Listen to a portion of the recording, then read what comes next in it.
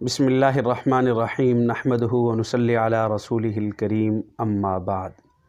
Programme آپ کے مسائل اور ان کے حل میں ایک دفعہ پھر آپ حضرات کے سامنے حاضری ہوئی ہے۔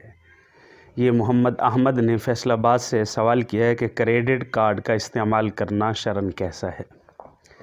دیکھیں، کریڈٹ کارڈ استعمال کرنا شرعاً جائز نہیں ہے۔ بعض احباب سوال کرتے ہیں کہ کیوں جائز نہیں قرار دیتے آپ؟ کیونکہ ہم تو 30 دن سے پہلے اس پر سود لگنے سے پہلے ہم وہ رقم ادا کر دیتے ہیں، تو پھر کیسے یہ ناجائز ہوا ہے؟ دیکھیں، کریڈٹ کارڈ شرعاً استعمال کرنا جائز نہیں ہے، البتہ آپ ATM کارڈ وغیرہ یہ استعمال کر سکتے ہیں۔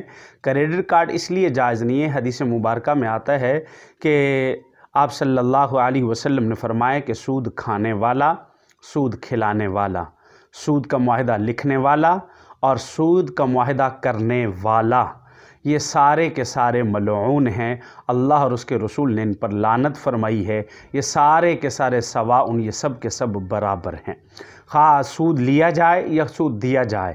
سود کھانے والا، سود کھلانے والا، سود کا معاہدہ کرنے والا، یہ سب حضرات برابر ہیں، یہ سود کے گناہ میں برابر کے شریک ہیں۔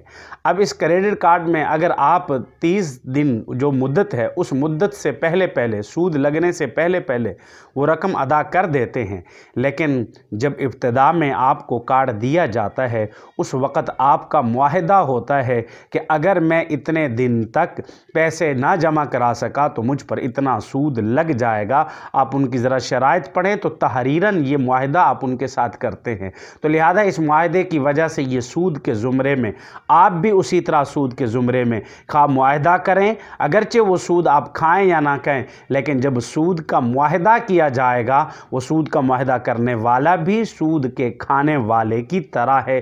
اس وجہ سے کہا گیا کہ یہ کارڈ جائز نہیں ہے۔ آپ اس کی جگہ پر ATM کارڈ استعمال کر سکتے ہیں کہ جو بالکل جائز صورت ہے۔ ایسی ناجائز صورتیں جو ہمارے لیے شرعاً جائز نہیں ہیں، جس کے اندر حلال و حرام کا امتیاز نہیں کیا جاتا، جس کے اندر جوے اور سود کی شرائط ہوں، ایسی ناجائز صورتوں سے ہمیں بچا جائے۔ اللہ رب العزت ہمیں نیک اعمال کرنے کی توفیق عطا فرمائے۔ وآخر دعوانا الحمدللہ رب العالمین۔